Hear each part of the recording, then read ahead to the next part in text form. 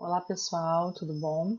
Hoje eu estou aqui para gravar mais uma aula de ecologia e hoje a gente vai falar um pouquinho sobre as relações ecológicas entre os seres vivos. A gente divide as relações ecológicas em dois grandes grupos, né, de modo a facilitar o entendimento desse assunto, né, facilitar o estudo. Então, deixa eu só pegar minha canetinha aqui.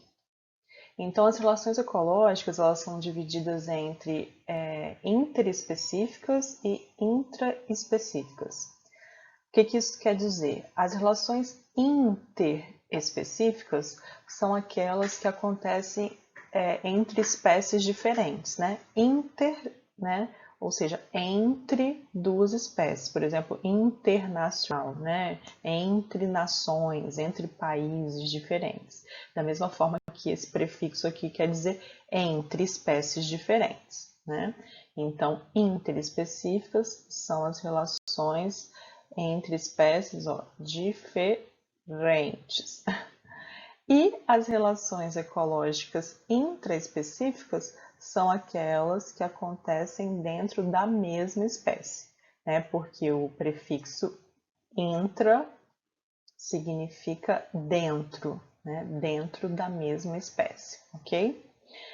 E outra forma também de classificação das relações ecológicas é com relação ao benefício ou os malefícios que acontecem entre os indivíduos. Então, a gente também pode classificar as relações como harmônicas ou desarmônicas. Como a palavra já diz, as relações ecológicas desarmônicas causam algum prejuízo, né? Para algum dos dois indivíduos que estão se relacionando, ou para alguma das duas espécies que estão se relacionando.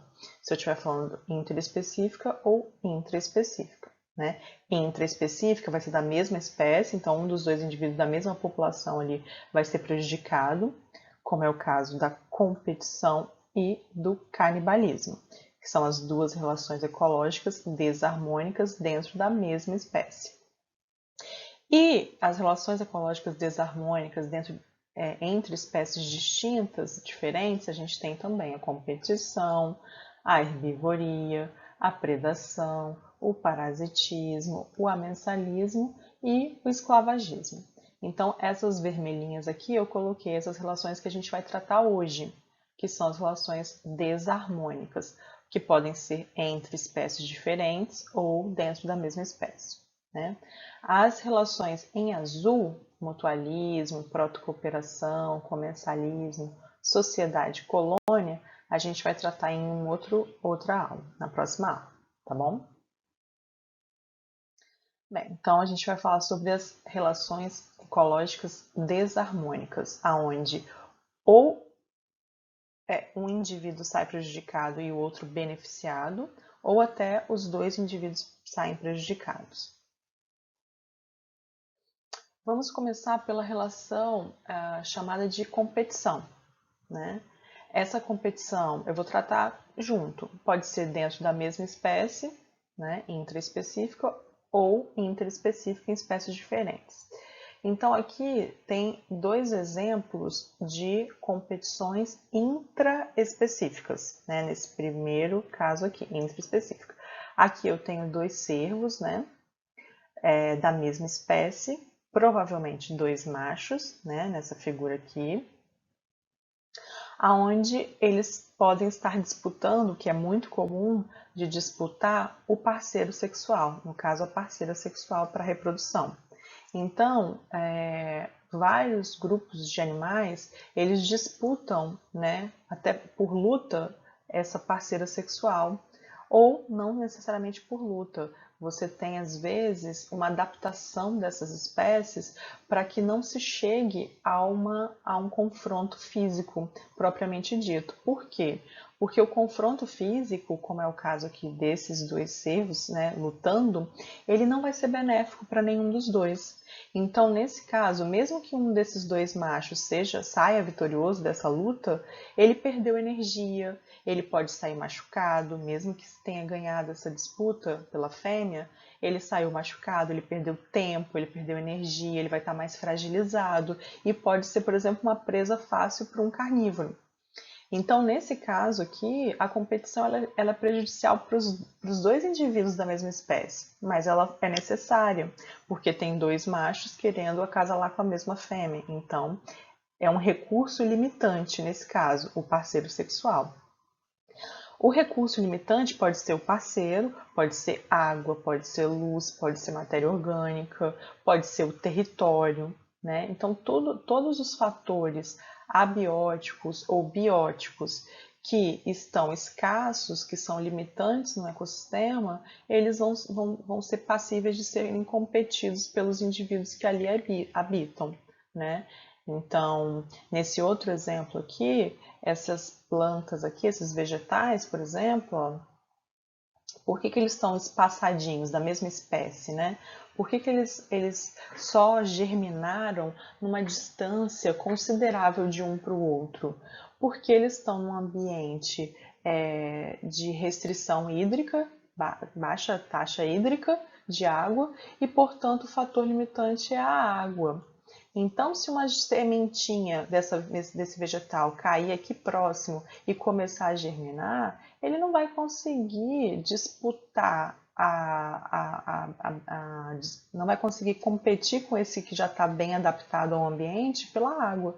A raiz desse adulto aqui, desse vegetal já adulto, vai estar muito mais bem desenvolvida para conseguir água do que os outros que estão aqui ao redor, que poderiam crescer, porventura, aqui próximos, mas não vão. Né? Por quê? Porque o recurso está limitado. Nesse caso aqui, é a água, né? Então eles acabam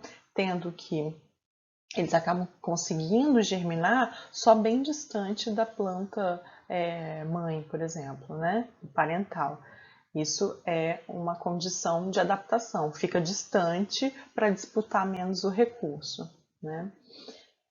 Então é isso, a competição acontece dentro da mesma espécie, como esses dois casos, ou em espécies diferentes, onde os dois indivíduos disputam algum recurso que está escasso no ambiente, né? Ou seja, esses dois indivíduos que estão competindo, eles têm nichos ecológicos que se sobrepõem, que têm alguma semelhança, né? Porque se fosse completamente diferente o modo de vida, não teria competição, porque não comeria a mesma coisa, não teria a mesma fonte, não teria o mesmo habitat, não teria o mesmo parceiro, então não teria competição. A competição só acontece quando eu tenho uma sobreposição dos nichos ecológicos, seja uma sobreposição grande ou só de um dos fatores, né, daquele ecossistema. E como eu falei, então, é uma relação desarmônica para os dois que estão competindo, né? Porque gasta energia e tempo naquela disputa, mesmo que não tenha briga, não tenha disputa física, né?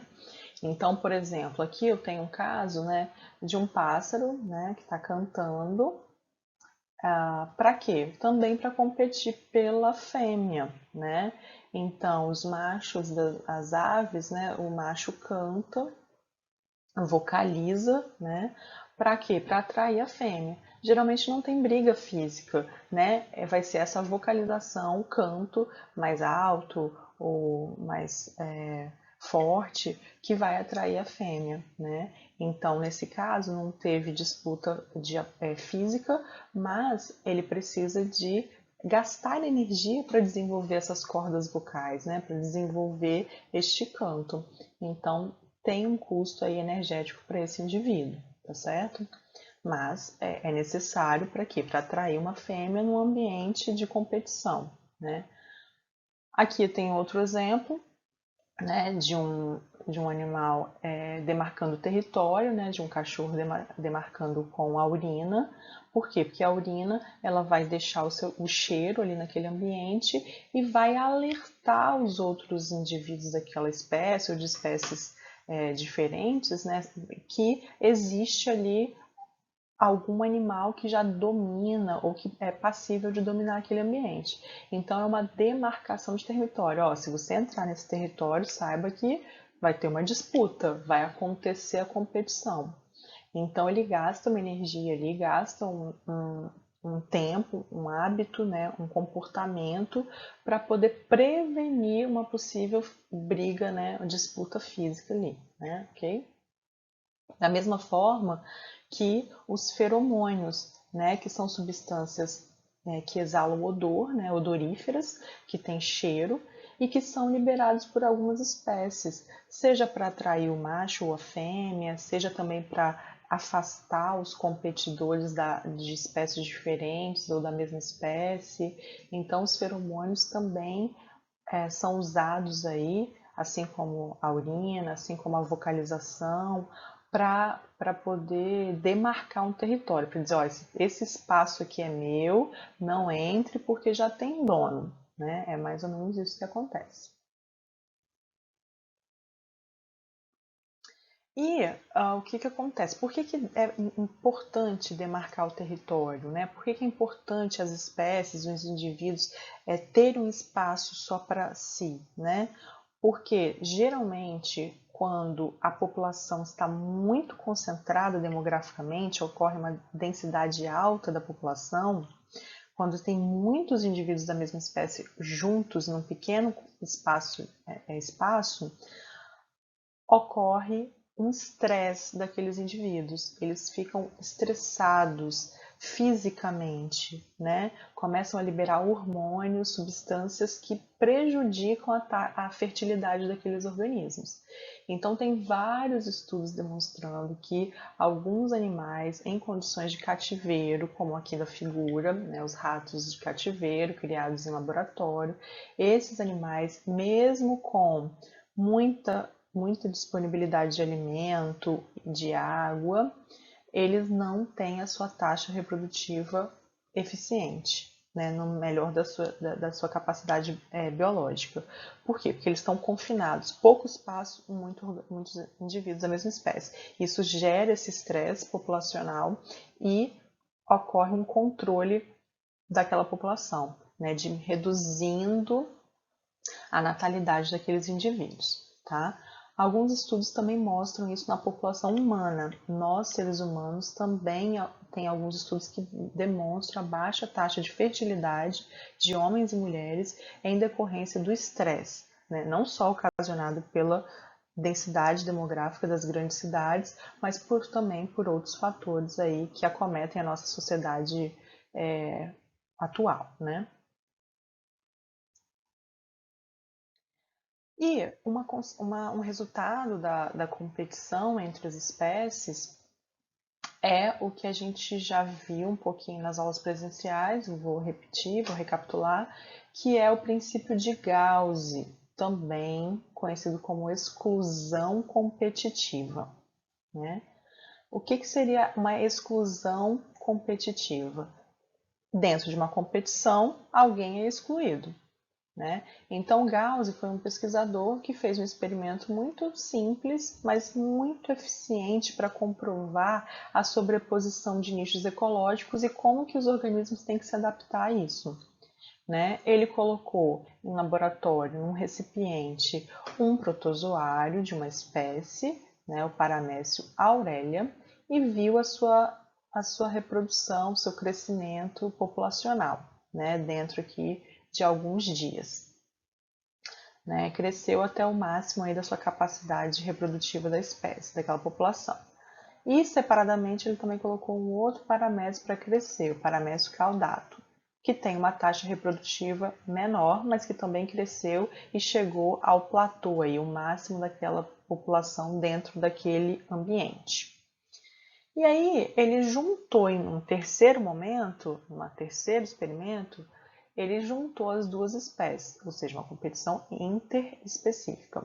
Ele juntou as duas espécies e observou que o Paramécio aurelia, cresceu da mesma forma que tinha crescido de forma isolada. Né? Demorou um pouco mais para chegar no seu máximo aqui da capacidade populacional, mas chegou.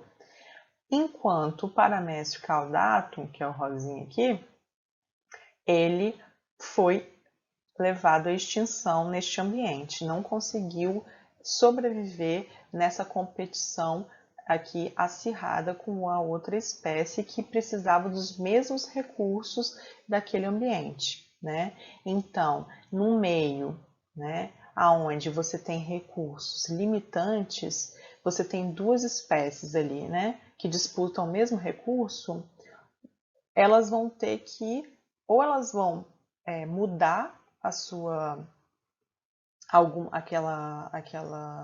aquele fator que está sendo disputado, ou uma das duas vai ser excluída do ecossistema, né? Então, por isso, exclusão competitiva. Você tem duas espécies competindo, a mais forte, a mais adaptada, a que consegue sobreviver melhor naquelas condições, vai se adaptar, vai se reproduzir. E a outra vai ser eliminada, né? Seleção natural aí vai eliminar uma das espécies. Ou ela vai se adaptar a uma outra fonte de alimento, um outro ambiente, né? Ela vai ter que se adaptar às condições, às novas condições que foram colocadas, certo?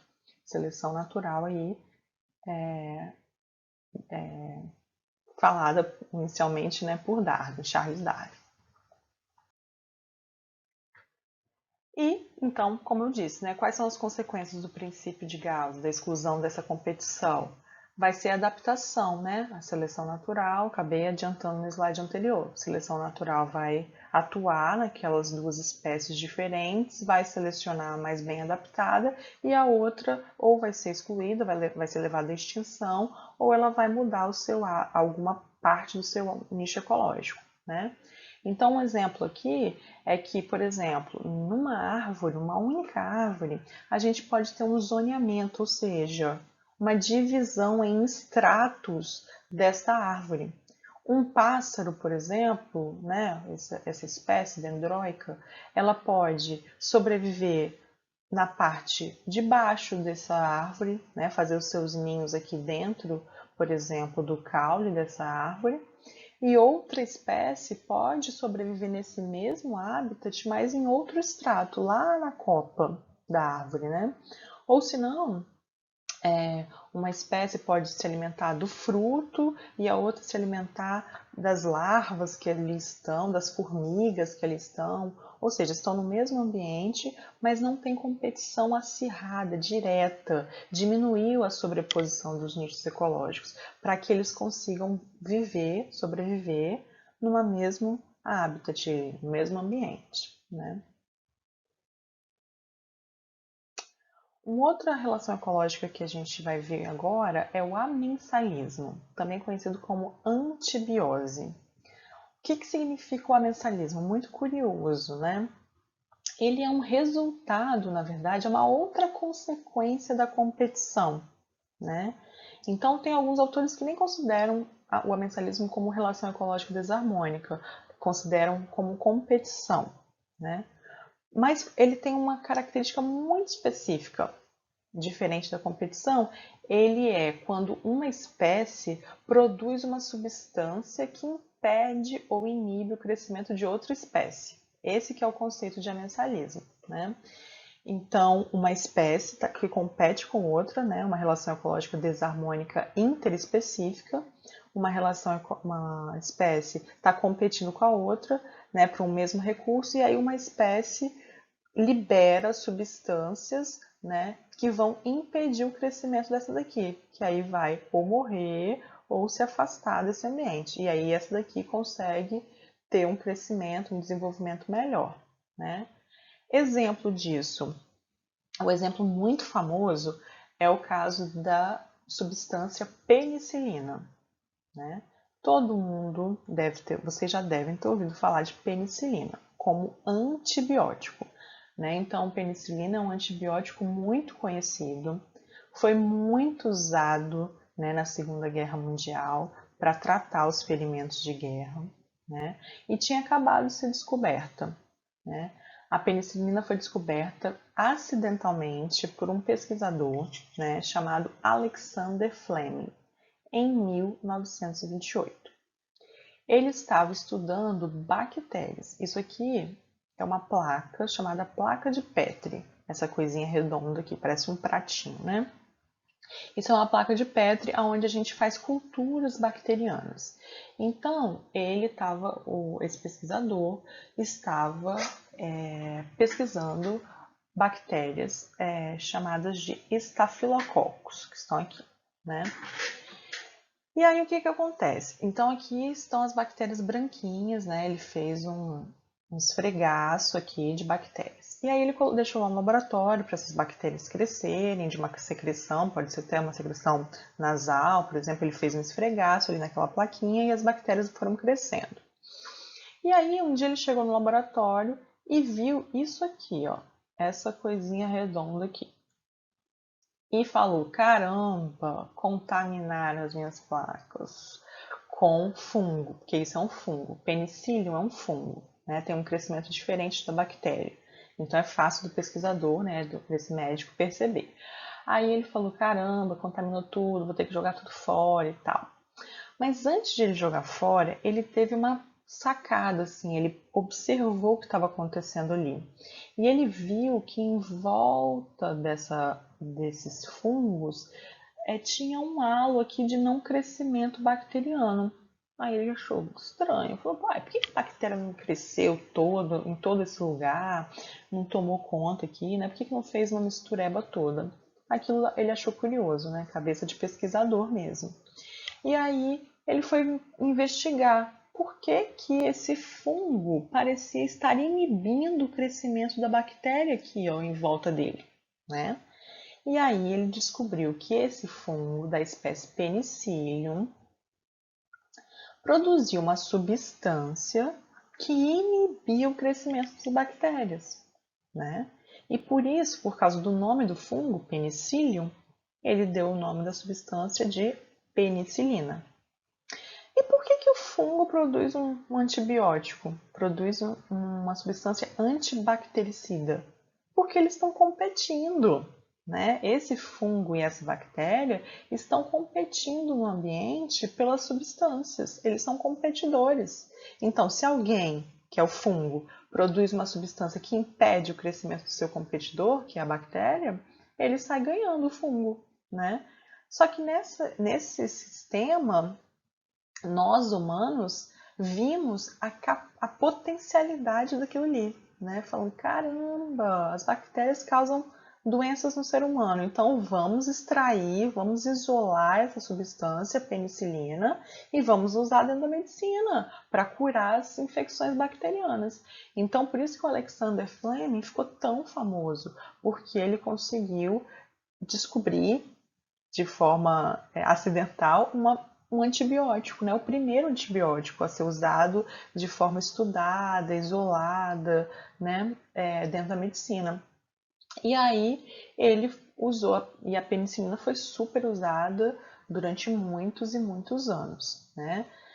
Hoje em dia, né, ela já não é tão eficaz mais. Ainda é usada, mas não tem aquela eficácia de antigamente, porque a utilização em larga escala desse antibiótico selecionou as bactérias mais resistentes a esse antibiótico, né, dentro de um processo de seleção natural. Na verdade, seleção aí artificial, né, pelos antibióticos. Mas aí a gente vai tratar isso dentro de evolução, tá bom? Mas a penicilina foi, com certeza, uma grande descoberta do século passado dentro da medicina, tá certo? Graças ao amensalismo. Outra relação ecológica que a gente vai abordar é o parasitismo. Bem, parasita é o organismo que utiliza, se alimenta dos fluidos, dos tecidos, das células de um outro organismo que é conhecido como hospedeiro. Ou seja, o hospedeiro vai fornecer matéria orgânica, alimento para o parasita, né? É uma relação muito específica. O parasita, ele não parasita todo mundo, todas as espécies, toda hora, não. Geralmente o parasita, ele é específico para o seu hospedeiro, né? Pode ter mais de um hospedeiro, pode, mas geralmente tem uma relação íntima e de especificidade, né? E por isso a gente tem uma coadaptação aí, né? O parasita, geralmente, ele não leva o seu hospedeiro, geralmente, à morte. Porque se o hospedeiro morre, ele também morre. Então, ao longo dos milhares de anos dessas relações de parasitismo, essas relações ecológicas, acontece uma adaptação dos dois, uma co-adaptação. Né? O parasita se utiliza do hospedeiro, prejudicando ele, mas não mata ele, porque se matar, ele também morre. E o hospedeiro, ele está sempre ali querendo se defender, então criando anticorpos, criando formas de defesa para expulsar aquele parasita. Então, um tentando se adaptar ao outro, né? E aí a gente tem os endoparasitas, ou seja, que parasitam a parte interna do corpo dos organismos, como é o caso aqui das tênias, né? Que causa ateníase no ser humano, por exemplo. E temos também os ectoparasitas, que parasitam a parte externa dos organismos. Então, a gente tem, por exemplo, os carrapatos, né, sendo ectoparasitas, os piolhos, né, a sanguessuga. E a gente também tem aqui, o outro exemplo que eu trouxe, a lampreia, que é esse peixinho aqui, ó, esse aqui, tá? E essa lampreia, ela é como se fosse uma sanguessuga, né? Um parasita de outros peixes, que tá, né? Esse aqui, por exemplo, esse outro peixe está sendo parasitado, né? A lampreia, ó, ela tá grudada aqui na pele porque ela tem uma boca cheia de dentes aqui que vão se fixar a essa superfície para puxar, né, o sangue desse peixe, tá bom? Então, é um exemplo aqui, a lampreia do ambiente marinho, assim como a tênia, o carrapato, etc. Dentro do reino vegetal, a gente também tem parasitismo, muito interessante, né? Por exemplo, essa planta chamada de cipó-chumbo, que está aqui, ela nem é verdinha, ela é amarelada. Por quê? Porque as sementes elas vão germinar e ela vai crescendo sobre outros caules de outras plantas, como essa planta aqui, verdinha, né, com as folhinhas aqui. Essa é uma planta que está sendo parasitada, é a hospedeira, essa aqui. E o cipó-chumbo é esse aqui que está subindo sobre ela. Ele vai criando raízes, que nós chamamos de austórios, né, que são raízes que vão sugar a seiva desse hospedeiro aqui. Né? Então, esse vegetal vai dar não, né? Vai ser roubado dele a seiva elaborada por um parasita que a gente chama de holoparasita, holo de total, né? Que rouba a seiva mais importante, assim, elaborada, que é a glicose, né?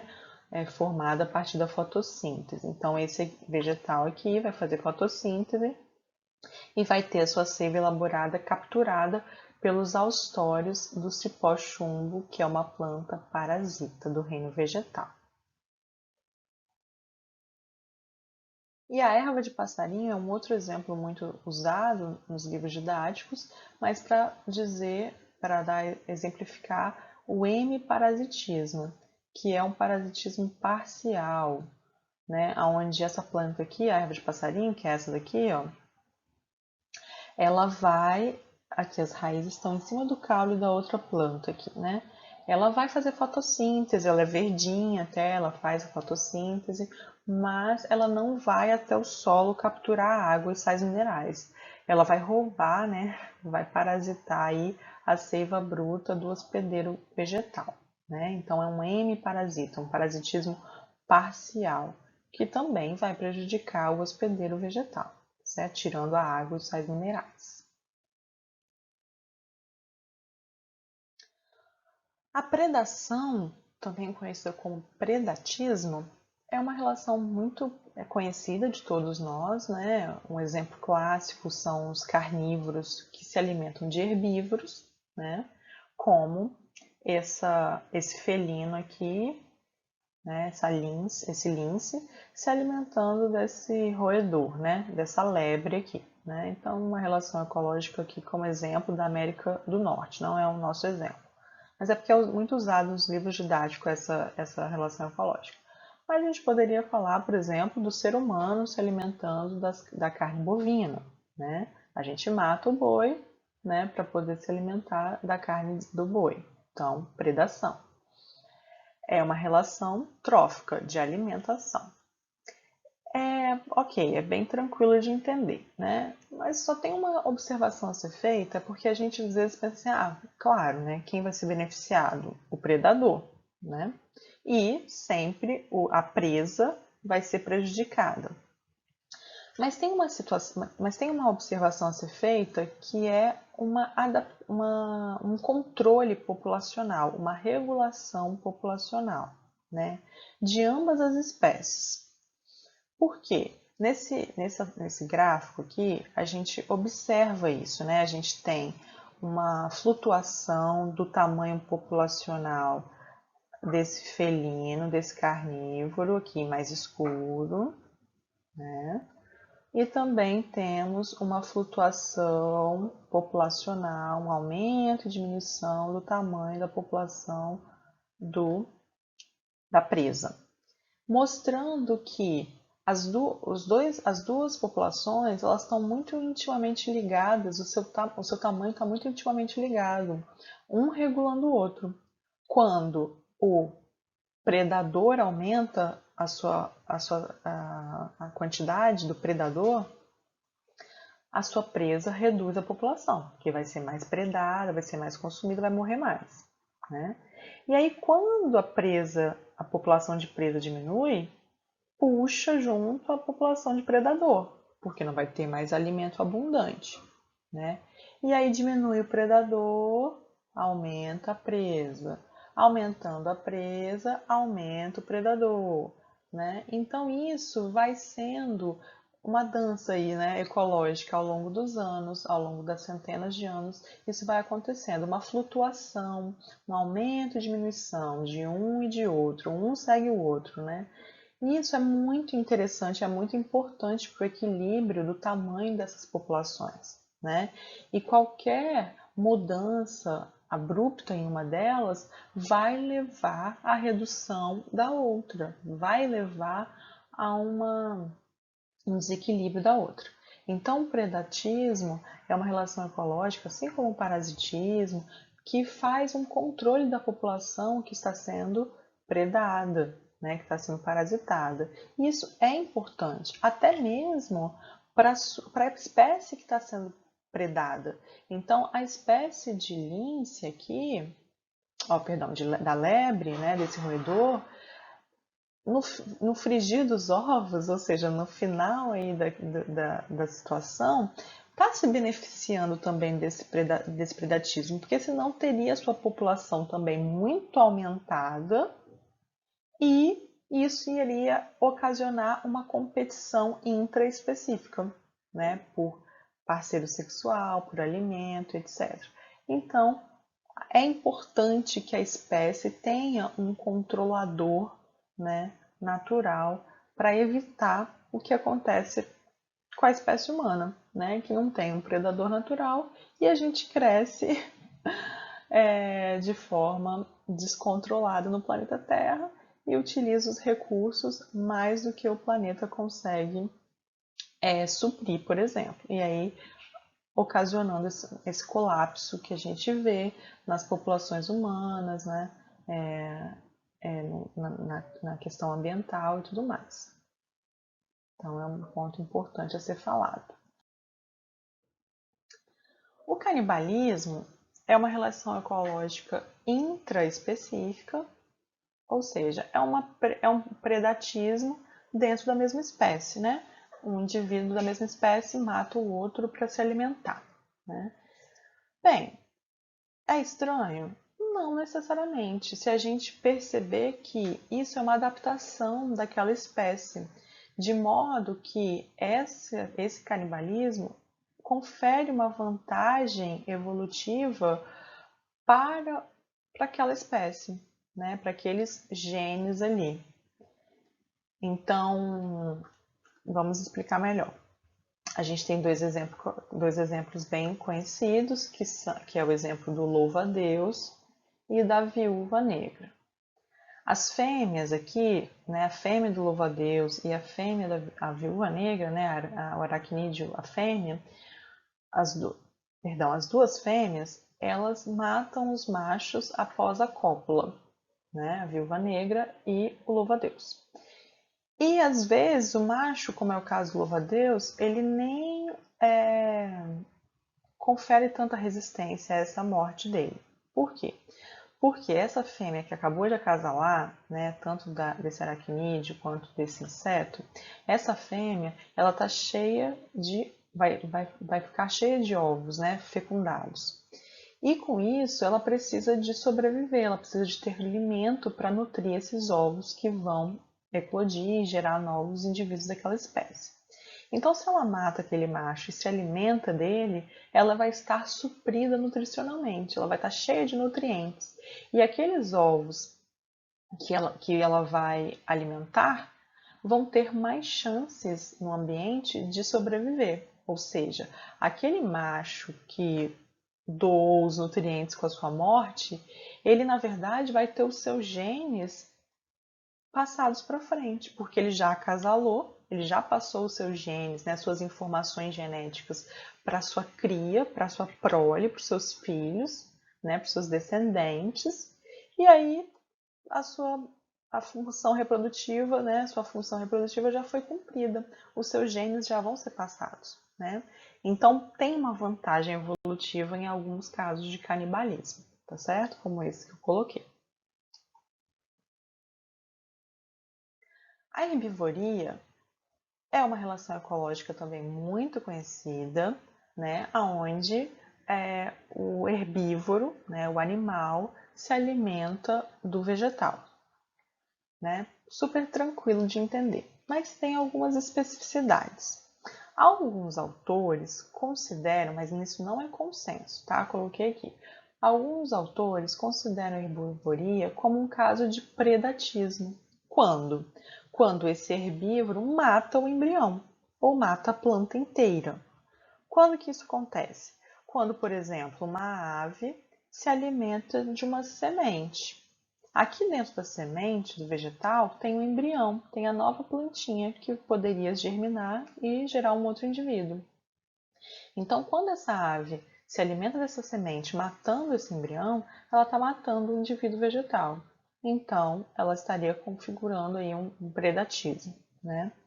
Assim como alguns herbívoros, como os carneiros, eles se alimentam das gramíneas, se alimentam dos vegetais, arrancando a raiz. Então, está matando aquele indivíduo como um todo. Também seria uma herbivoria aí dentro de um predatismo, né? E outros autores consideram que quando o herbívoro ele come apenas partes de um vegetal, como é o caso das lagartas, que é o caso dos bovinos, das girafas, né? Desses comedores de partes da folha, como a gente, quando come um pedaço, um alface, né? um fruto, a gente estaria comendo uma parte daquele vegetal, né? Principalmente da folha, né? Que aí vai prejudicar o vegetal. O fruto acaba tendo uma função de dispersão da semente, mas quando você come a folha, você prejudica a fotossíntese daquele vegetal. Então, a gente estaria fazendo aí um parasitismo desse vegetal, tá? Mas isso também não é consenso. Então, é melhor a gente chamar mesmo de herbivoria, sendo o herbívoro comendo partes ou a planta como um todo, tá certo?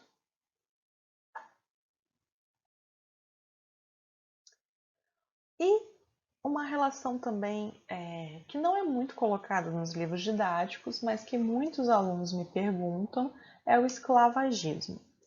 O esclavagismo é uma relação ecológica onde uma espécie chamada de esclavagista, ela se aproveita do trabalho, das atividades ou até mesmo do alimento de uma outra espécie. Então, é uma relação ecológica desarmônica até certo ponto, interespecífica, né?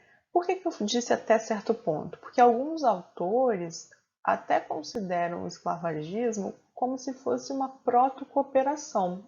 eu vou explicar melhor aqui o exemplo da formiga e dos pulgões, que é um exemplo clássico, né? Então, o que que acontece? Os pulgões, que são esses verdinhos aqui, ó, esses aqui, são parasitas, aí sim, parasitas vegetais, né? Eles se alimentam da seiva elaborada dos vegetais. Então, eles sugam a glicose ali, o açúcar produzido na fotossíntese, né? Então, têm muito açúcar dentro deles.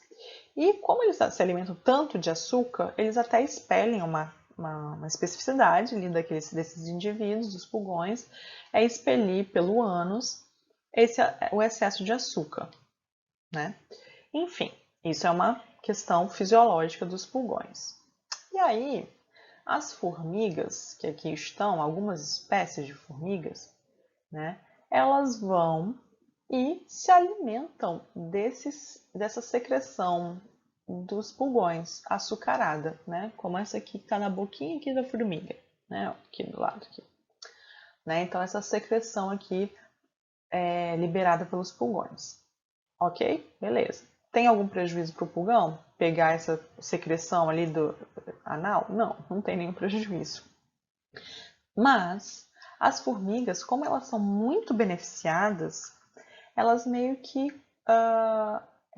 pastoreiam os pulgões, ou seja, elas conduzem os pulgões para dentro do formigueiro, colocando eles perto de raízes que têm uma liberação de seiva melhor, elas vão conduzindo eles, vão pastoreando, vão protegendo de outros animais que queiram se alimentar dos pulgões, elas não deixam, afastam alguns pássaros, algumas joaninhas, elas, né, que são predadoras de pulgões, elas protegem, né? Mas, então seria o quê? Seria benéfico para um e para outro? Poderia ser. É uma relação ecológica muito interessante, que a gente não bate o martelo, é isso, é aquilo, né? Depende da interpretação do ecólogo, né? Do pesquisador. Então, se você perceber que, o pulgão, ele vai ser beneficiado porque ele vai ser protegido, né? Então, seria uma protocooperação.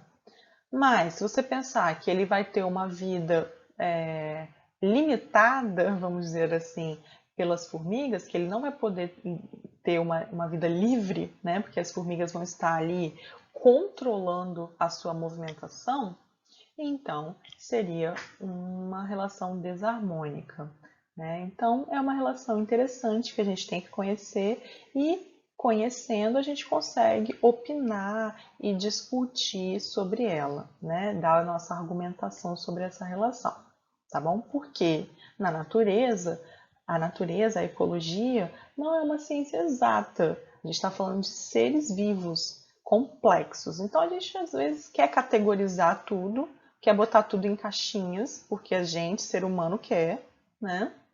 Mas os animais estão ali, as plantas estão ali, elas não pediram para ser classificadas, elas simplesmente vivem dentro da sua complexidade. Então, às vezes, essa classificação fica um pouco difícil, né? Afinal de contas, é uma classificação para a gente, para nós estudarmos, para nós conhecermos, né? Mas os seres vivos são muito mais complexos do que, às vezes, uma categorização dentro dessas subdivisões da ecologia, tá certo? Bem, então aqui a gente termina essa primeira parte da aula de relações ecológicas, né, desarmônicas, e na segunda aula a gente vai falar sobre as relações ecológicas harmônicas. Eu espero que vocês tenham gostado e até a próxima. Tchau, tchau!